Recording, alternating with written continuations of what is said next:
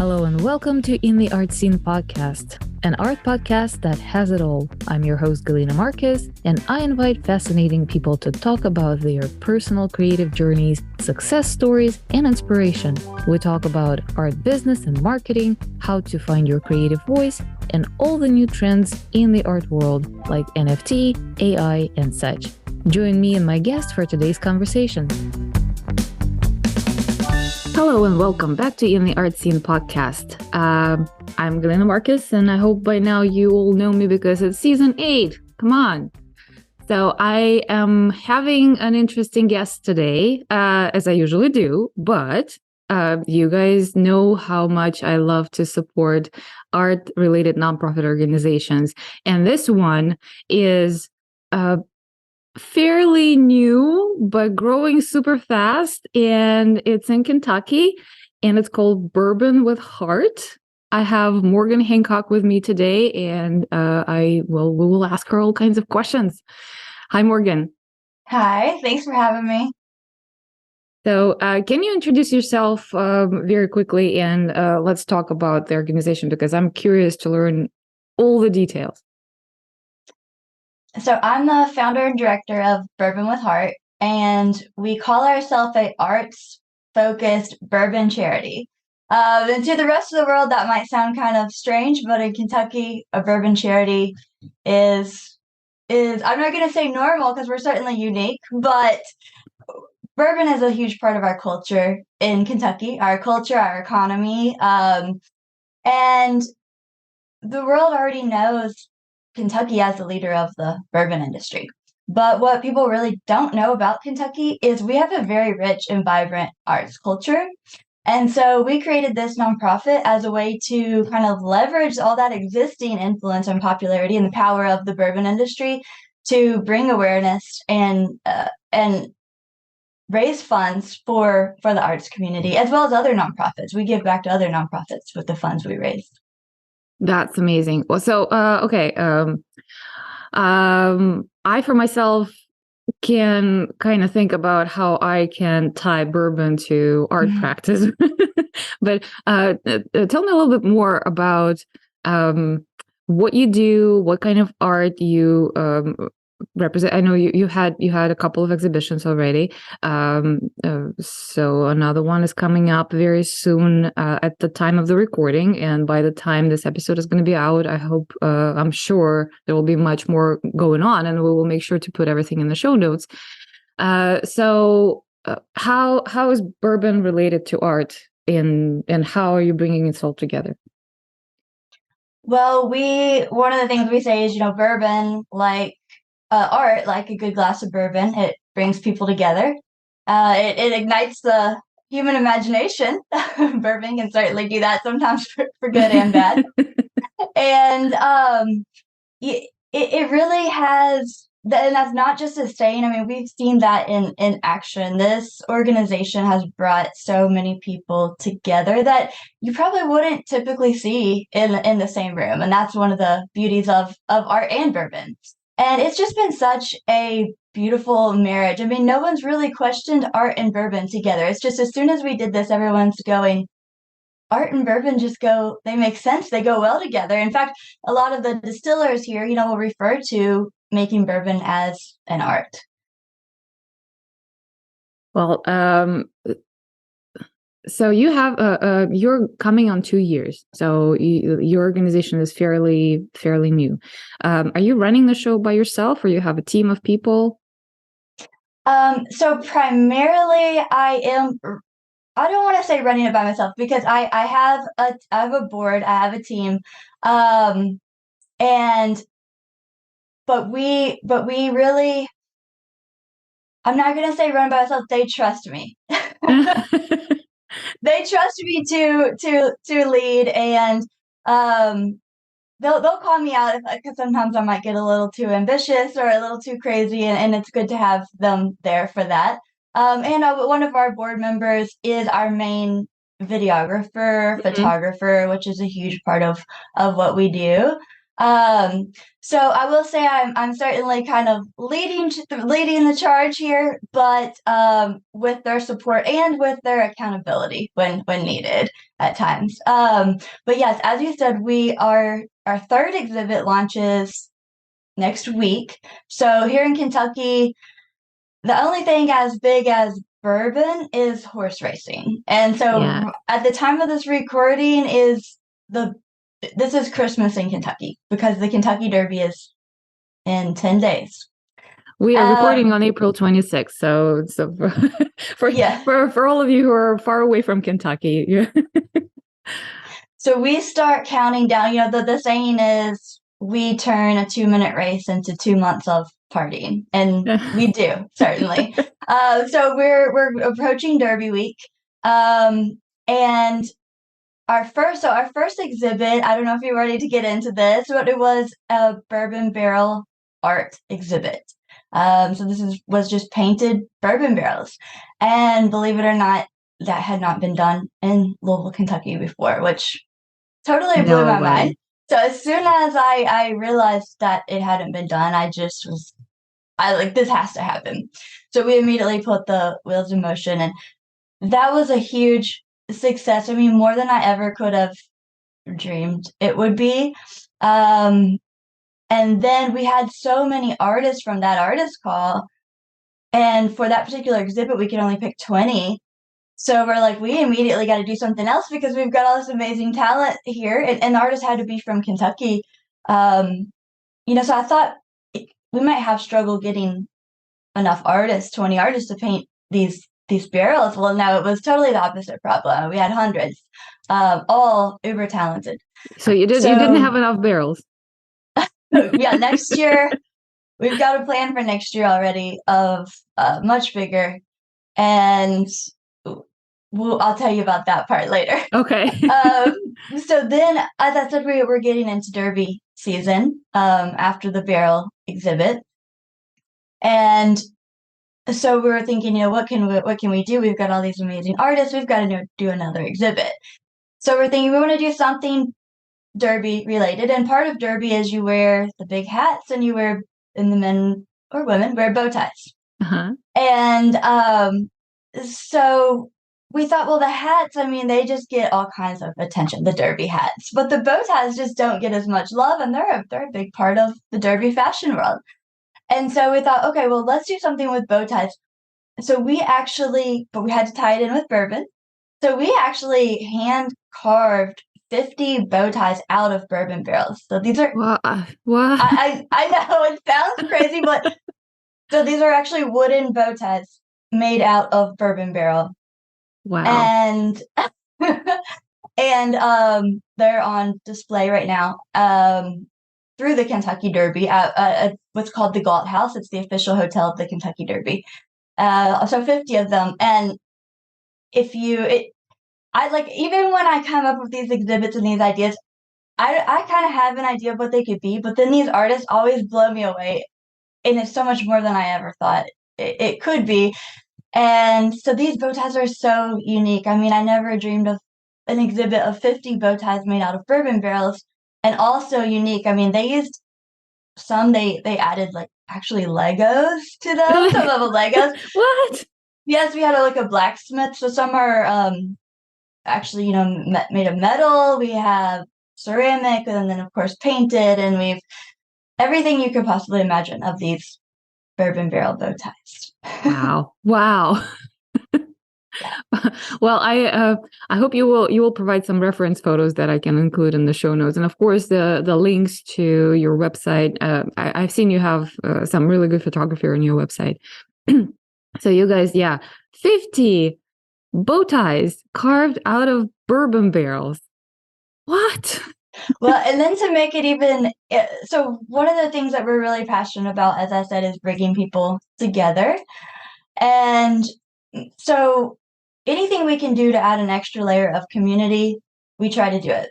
So for these bourbon barrel bow ties, they were hand carved by a group of U.S. military veteran woodworkers who had found that woodworking helps their PTSD. And so they're their kind of tagline is giving bourbon barrels and veterans a new purpose. And I'm a veteran myself. And so I just fell in love with that mission. And I'm like, we've got to find a way to work with these veterans who are doing this therapeutic woodworking. And another thing about it was when I spoke with them first, they didn't view themselves as artists. And I think that's another thing that part of I won't say our mission, but one of our goals is to kind of redefine what it means to be an artist, or kind of get rid of some of the stereotypes of what it means to be an artist. Because, they're thinking stereotypical macho men, U.S. military vets, woodworking. That's not the artsy type that you're seeing walking through a gallery.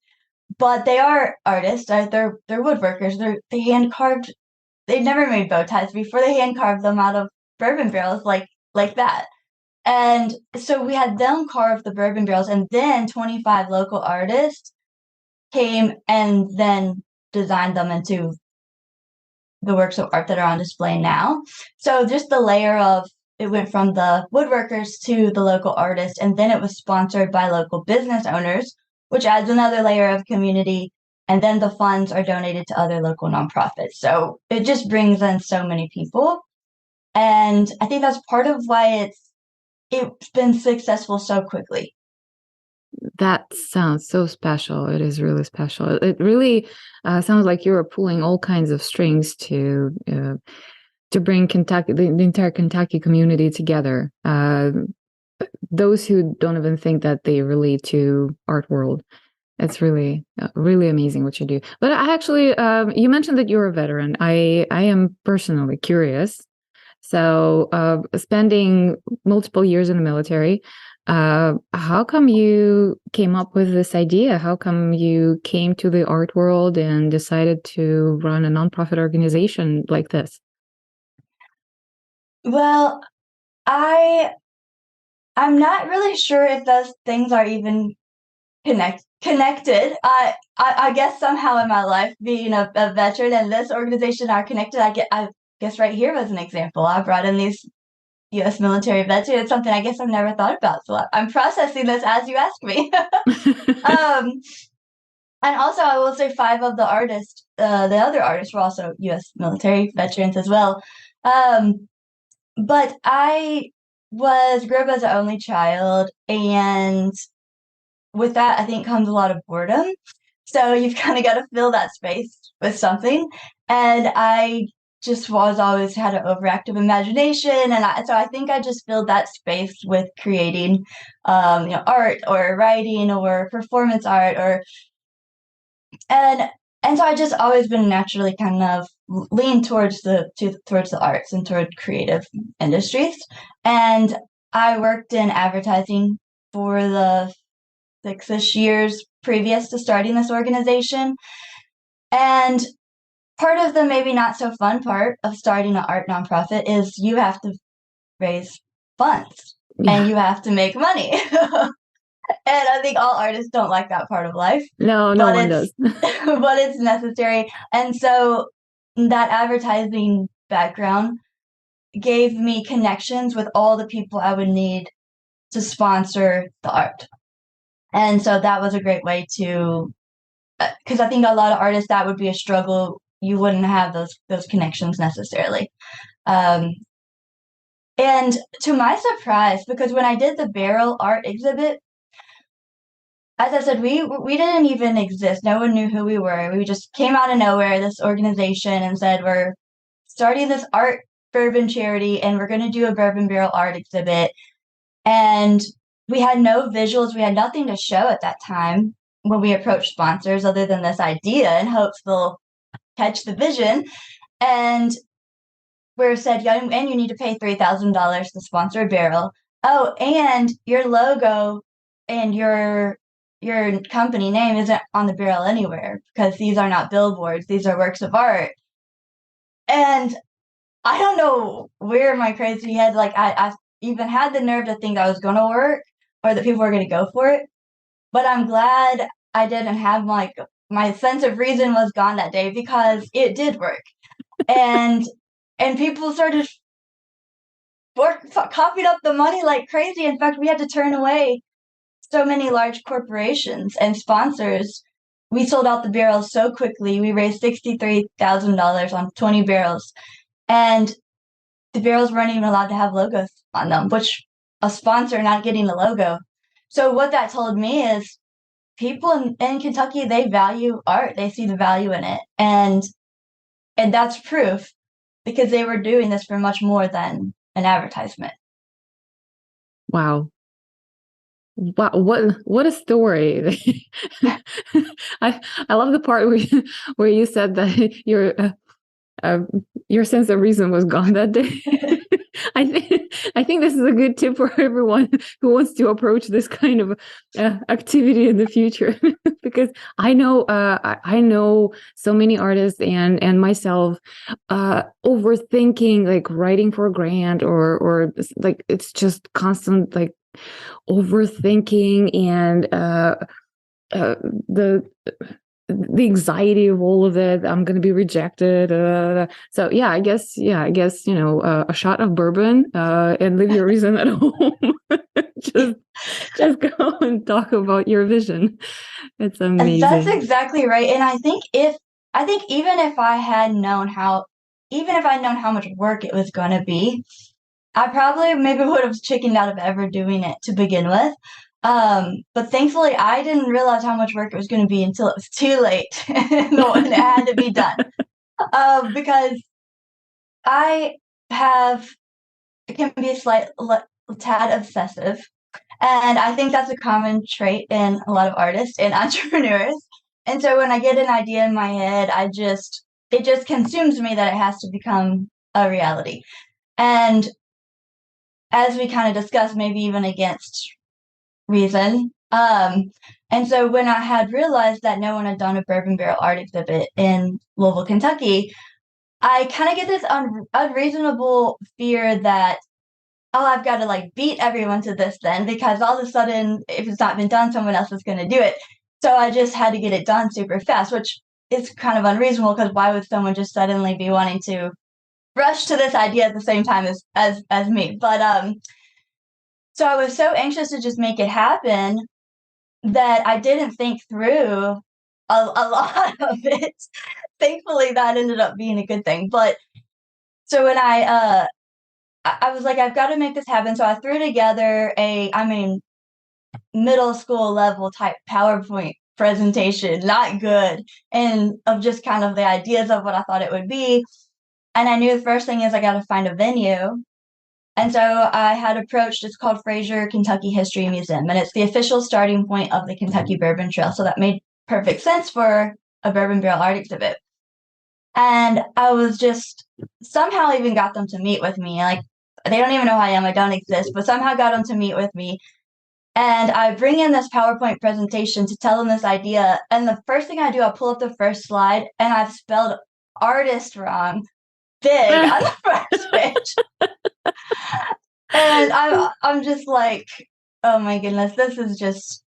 But at that point, I'm already there. I gotta just keep going. So, and then surprisingly, they were like totally on board.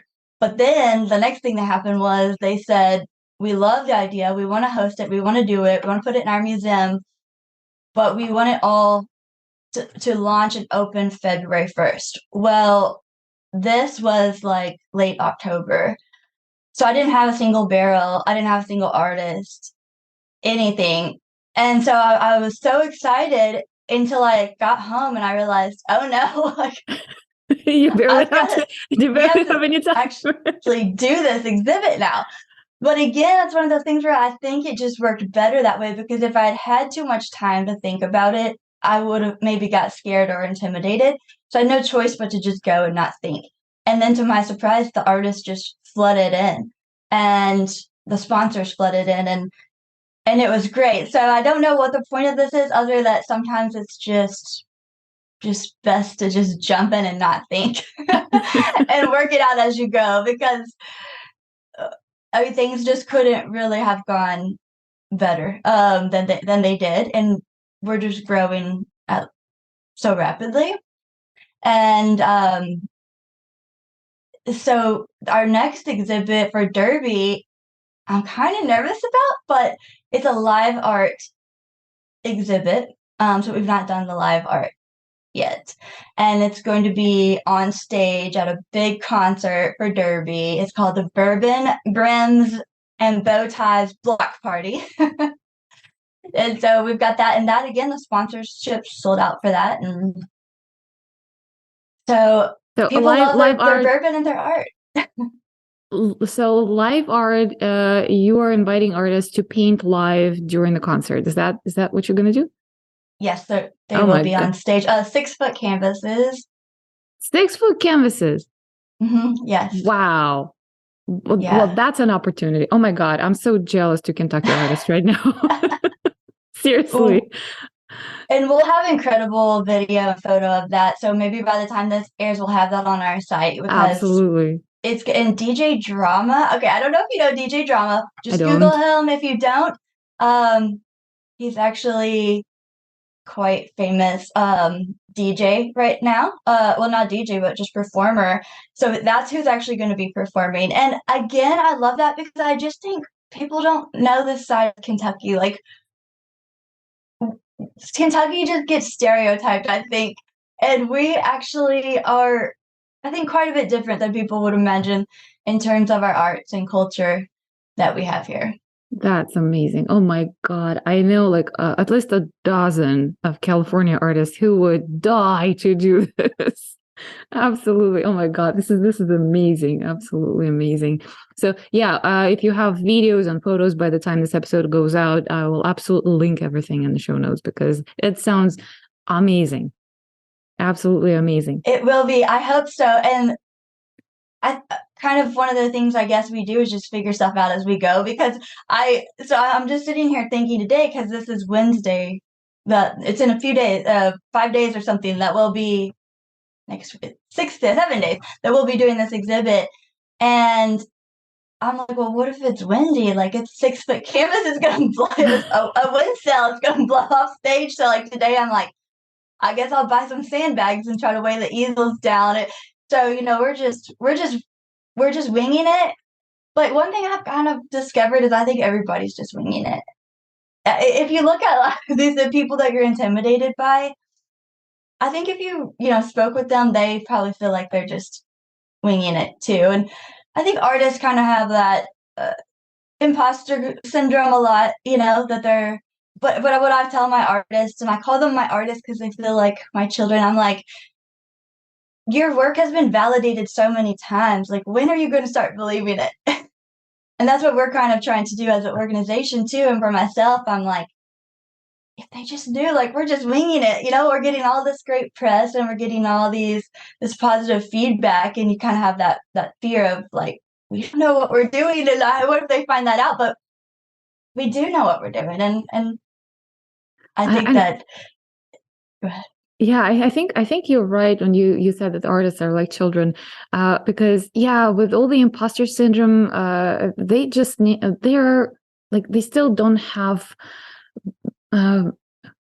boundaries, or if you will, like the box that they're put in, just kind of very vague and abstract. So like if you give them a permission and the opportunity to do, like, they will wing it out for you. They will, for sure. Oh my God. And I kind of relate to the comment that you made a little earlier about grabbing the idea and running with it before someone else comes up with it, beat everybody to it. It actually reminds me of Big Magic by Elizabeth Gilbert when she was talking that ideas are like little beings and they are attaching to humans like the hosts and waiting to be realized. And if you are not fast enough, they will just go and find someone else. So and she's talking about the little different stories as examples of those instances happening, that she would start writing a book and then she would put it on a shelf, and then another writer would just write exactly the same book and actually publish it. So yeah, I totally think that you were right, and you have done a great thing by grabbing this idea and running with it, because that's amazing. Absolutely amazing. And oh my God, I just see so many cool things in your future. And it looks like you are coming up with exhibitions like, I don't know, every month, every other month. That's a Yeah, lot. the That's a lot of we art have activity. Oh my we have God. so many things in the works right now. And I wish we could do more, but there's just only so many hours in the day. So I'll just give you a couple of the other ones we have coming up. So you know how everybody, I think every city does this. You always hear the 40 under 40 and all those. So, but bourbon gets better with age, and Uh-huh. in a lot of way, people get better with age. So we're going to do an exhibit that kind of celebrates aging, and so it's going to be 50 artists over 50, and it's 50 barrel heads that'll be on display. And it's called Seasoned Spirits. 50 artists over 50, 50 barrel heads, a celebration of art and aging. And I'm super excited about that one because one, I'm on the search for an artist that's over 100. So if anyone hears this and they're over 100 and they're an artist, reach out to me because we would love to get some artists over 100 in this. Wow. Uh, but I just there's so much wisdom and that comes with age that just doesn't get celebrated in the way that it should. And the tie into bourbon, the bourbon gets better with age too. So I'm excited about that one, and a lot of people in the community are already excited about that one because it's going to give some love and attention to some people that don't always get the glamour. That's a great idea. That's an amazing idea. I know one working artist who is 96 years old, but she's here in California.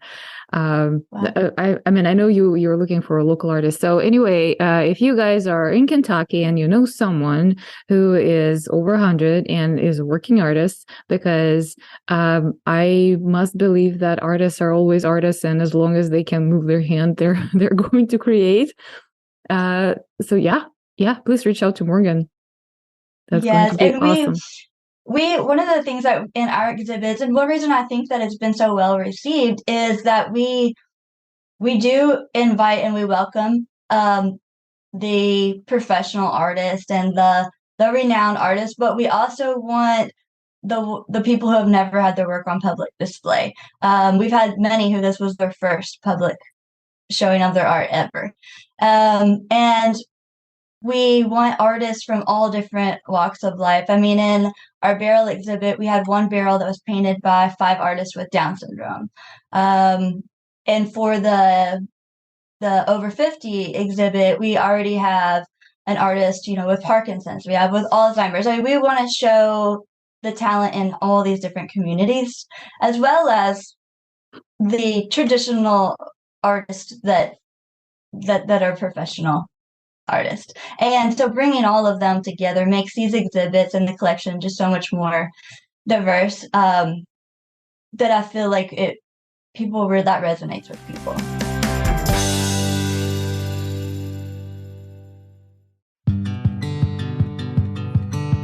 Hey, In the Arts Scene listeners.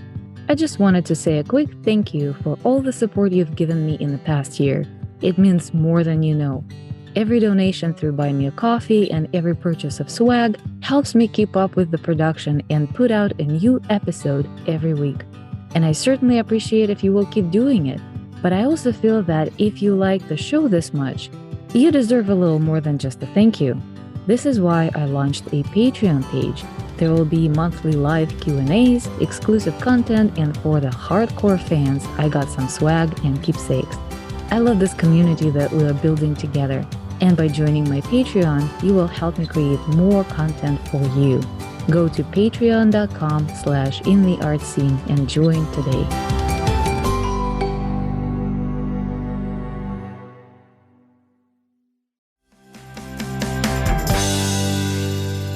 I have a question though. So, I know that you're working with sponsors, well, obviously, but are the works of art for sale in your exhibitions, including the barrels? Well, they're all sold, but the way that we've typically done it so far is that the sponsor they would have the option Oh, okay. to own it. Okay, I see. However, many of the sponsors have just wanted to sponsor. So for example, with the Bourbon Barrel bow tie exhibit, we had someone who sponsored 20 of them. So that was $10,000 that they paid. And they said, we just want to sponsor, we just want to support what you're doing, but the artist can then sell the art. You can keep the art. So it's like we technically they would have had been able to keep it. But we have so many that donate it back and let us sell it again or let the artist sell it. So sometimes they're for sale, sometimes they're already sold. With the live art exhibit for Derby Diversity Week, the artist will be able to keep and sell their piece. So those will be for sale, and then right after Derby. Wow. Okay. Well, okay.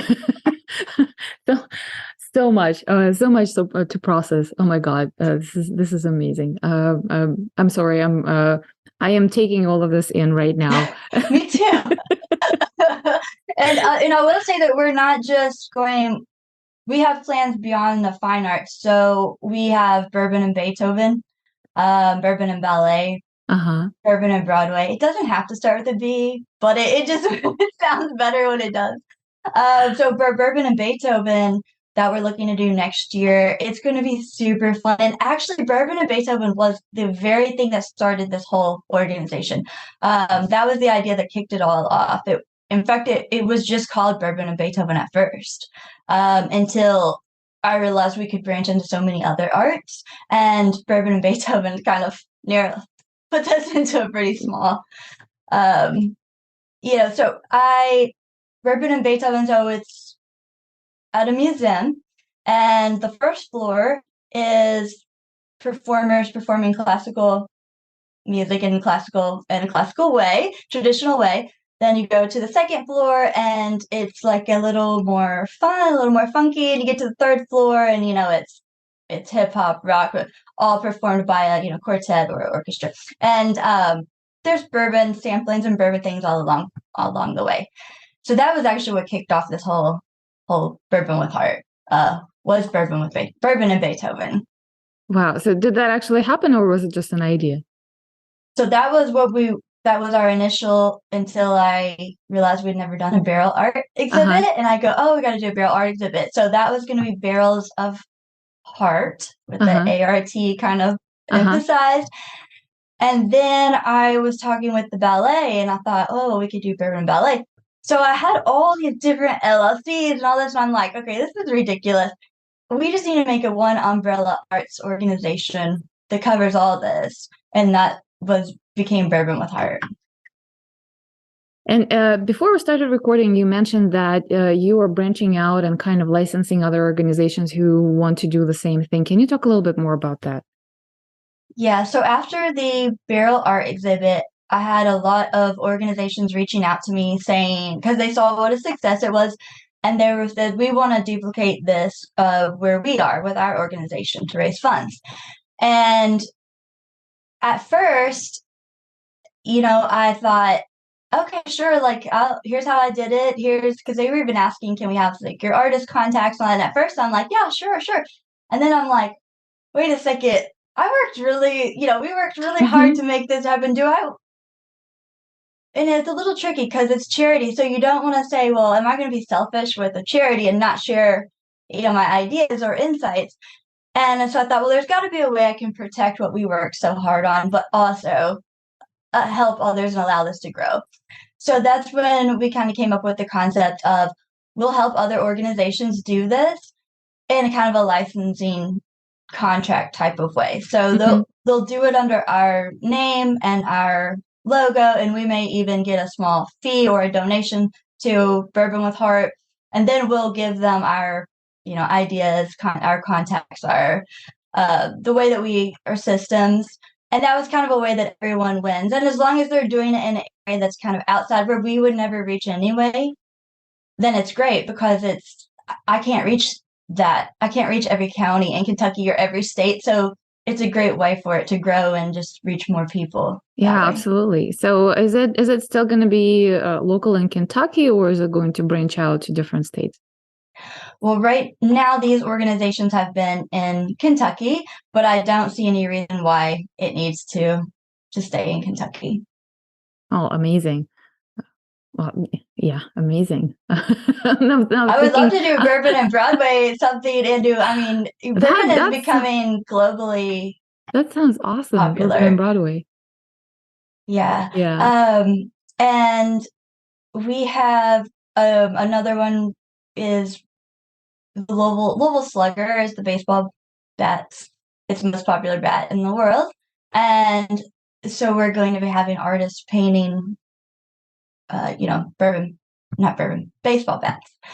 And I think that's something too that's going to draw a lot of national appeal, because if all baseball fans in Louisville Slugger, it's big. That's awesome. As you were talking about all those different ideas, I actually remembered, oh my goodness, probably 20 years ago or even more.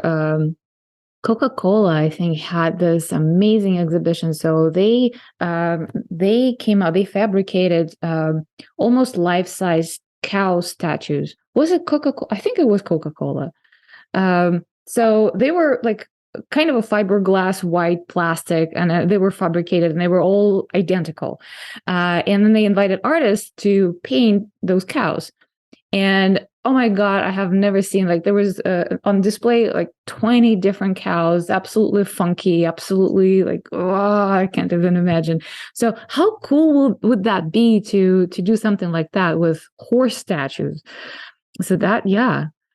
So, so you're on to a great idea, because Kentucky has those fiberglass horse statues all over. And so they're actually called Gallapalooza. And so when we were going to do the barrel art exhibit, to kind of pull from that idea, we almost called it Barrelpalooza. But I'm like, that's a little close in name, we don't want to get in any trouble there. So, but yes, it is like along those same lines. And that's something that every state kind of has their, I think they have the apples in New York. Every state kind of has their thing like that they have artists paint. And so, kind of funny story, what started with the barrels was I was just walking down the street of Louisville to an event, and we had trash cans, and it was just like gross and ugly. And I was like, if we gotta have trash cans, why can't they at least be aesthetically pleasing? And there's no reason why they have to be ugly. And so then I thought, well, that should be painted or something. And then I'm like, or painted bourbon barrel, because it's welcoming tourists and everyone into city of downtown Louisville with all these painted bourbon barrels. And I found out that logistically that won't work, because the machine can't pick them up that. But yeah, it's just, if you've got to have things in your community, or you might as well make it prettier. Make it fun to look at. But yeah, we didn't give the artists, like what you were saying with the cows, we didn't give them any guidelines whatsoever. So when I went to pick them up, I was just I didn't make them even submit a proof to be approved, or a concept to be approved, or anything. So I was really taking a chance that I was going to go pick up this barrel and be like, oh no. But fortunately, every one of them was incredible. And it was so fun, because I had no clue what I was going to be walking into to pick up, and what it was going to look like. That's amazing. Wow. And I also imagine it's logistically, not that easy, right? Not only you have to find 20 barrels, you have to deliver it to artists, or have some sort of facility where artists can gather and do their work, and then pick it up and bring it to the display venue. And wow. There's really a lot of work. So you are doing it full time now, right? You don't have any other job. Well, I do have other jobs. You do? Oh my God. But that's so what I was saying earlier is I'm so glad I didn't understand how hard it was going to be logistically, because it probably would have scared me. Because I didn't think about how I was going to move all these barrels. They're about 125 pounds, and they're awkward, the shape. And even when we selected the artist, I didn't even think of, and I'm like, oh yeah, we'll bring it to you to paint, and I like, and then I think the very first artist, they gave me their address. I I made like we had to make these ramps out of like wood and try to roll the barrels up it. Well, before they're painted, rolling them is no problem. But you can't like Yes. paint. You can't roll them on Yeah. the ground after they're these works of art. And so the very first artist I went to, I arrived. It's a third floor apartment, Oh my God. and I'm like, I didn't think to ask like ahead of time. Do you have stairs? Do you have any of that? So I'm like, oh no, I've got 19 more of these. Like, what am I gonna do? And um, so, I mean, we were rigging up like pulleys, everything you could think of. We were trying to figure out how to get these barrels. It's amazing nobody got hurt or injured. I definitely need to probably have them sign liability things next time because we're trying to move these barrels. That's crazy. Oh Yes, my well, God. at least now I know we'll be able to afford professional movers next time. But we had no money when we started. Wow. Wow. And you're all doing this while working a day job. Yes, for now, but I'm getting close to that not being possible anymore if we're going to sustain at the speed that we're going. Um, and I think that for artists and for people in nonprofit, making money or taking money or knowing how to budget, or those are not usually strong suits. And so I have so much fun with it that it just really didn't cross my mind to take money, or I mean, because to this point I haven't taken any money from this, and but it's getting to the point where I realize I can't sustain that way, and for our artists too, so many of them I know would be willing to do all this for free, um, but now that we've got money, we're to the point we can pay the artist, and we're trying to pay them better and better as we go because they too need to realize it. I understand you love it and it makes you happy, but you deserve to be compensated. And thankfully we're getting to a point we can do that. And now I just have to tell myself that. That's amazing. There are actually not that many organizations in the art world who are. So there are so many amazing nonprofit organizations, and I have spoken to many of them, and I love and support all of them in my hometown of San Diego. But the nature of nonprofit not always allows artists to be compensated. I know some organizations are doing it in the way that they auction the art out, and portion of the proceeds goes to the artist, and the rest of it goes to the cause. But what a goal to actually raise money to be able to compensate the artists in the amount that they deserve. It's really noble. It's amazing.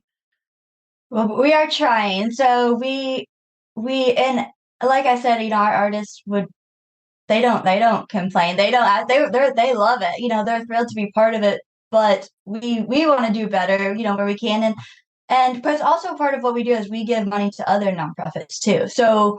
Um so it's not just all kept internally, it's then given out to other local nonprofits. But as our kind of reputation and credibility grows, we're able to explain to sponsors and to people, the artists are doing such a service to this community that they your donation, is making a big positive difference in the community just by if even if we weren't giving money to other nonprofits, if we were just doing these exhibits, that's a noble cause, enough. And Yeah. and actually these donors are believing that too. And so we're saying, you've got to pay this much because we need to compensate our artists and for their time and for their art and give to other nonprofits. And actually I think I just have learned too to just be bolder, in my ask and confident in what these artists are worth and what the value they're bringing to the community. And where I've been nervous or hesitant to ask sponsors, I've always regretted it because they usually without hesitation are just on board. So I need to just be even braver, I guess. I guess you do. So what other nonprofit organizations in the community you're supporting? So with our first exhibit, we had several. There's one, and this name is kind of a mouthful. It's I Would Rather Be Reading is the name of it. It's a literacy, trauma-informed literacy program. And then one is Dream Center Academy. So they're building a big private school in West Louisville, which West Louisville is known for its high crime rates, drugs, and poverty. And they're building a private school to be free to the students, but provide private, first-class private education to students in the West End. And then Blanket Louisville, which is blankets for the homeless. We have a big homelessness issue, I'm sure, well, you certainly do where you are, but here in Louisville. Yeah. And then the Down Syndrome of Louisville, which, as I said, for some of our artists. And La Casita Center, which helps, immigrants that learn English and find work. And the list goes on. But so we've given back a significant amount to other nonprofits. And that was through the power of art and these artists being willing to share their talents with us. And we couldn't do it without every layer of every person that's involved, without the sponsors, without the artists. And it's really truly beautiful to see the way that everyone's come together for a common purpose like this. What an amazing change you're making. It's absolutely beautiful. And it wants me to move to Kentucky. Which I don't even think I will have a lot of trouble convincing my husband to do that, because he's such a bourbon lover. Oh my God. So I think it's a win-win for both of us. Well, definitely, if you come, we'll probably have an exhibit going at that time, whenever it is. So definitely let us know. I've never been to Kentucky. I would love to visit. And for sure, when I'm planning this, I'll reach out to you and we'll get together. Amazing. Well, we're almost at the top of the hour. Morgan, thank you so much for your time today. And thank you for sharing all the amazing work that you're doing in the art community of Kentucky, and now allowing this to spread to other states. It's really amazing. And I think, a lot of the artists who are listening to this podcast, I know a lot of them are artists. I don't know how many non-artists are listening, but at least they are all art lovers. That's for sure, 100% of my audience. So if you guys are thinking about, a program of this kind that could help your local community, reach out to Morgan. I mean, I think this licensing program is such a great opportunity to spread the good way, beyond Kentucky. And who doesn't love bourbon? Oh my God. Right. And it's a lot more fun than, a golf scramble or another gala. It's a fun way to raise funds, and people really responded to that positively. Amazing. Before we actually sign off, Morgan, please spell out your website and your social accounts so people can find you. So our website is bourbonwithheart.org. And then our Instagram, Facebook, YouTube, it's all just Bourbon with Heart. And you'll be able to meet our artists and see their art and learn their stories and watch videos. And we post tons of fun content. So be sure to check us out, Bourbon with Heart. Thank you again for your time. And I will see you again in the art scene. Bye. All right. Thank you so much. Bye. It has been another episode of In the Art Scene podcast. If you liked today's conversation, please give us a good review on Apple and go listen to other great stories. Check out our website intheartscene.com or follow us on Instagram at intheartscene for more content. If you are a creative and you want to share your story, shoot us a message from the website or DM us on Instagram. Look forward to seeing you next time in the Art Scene.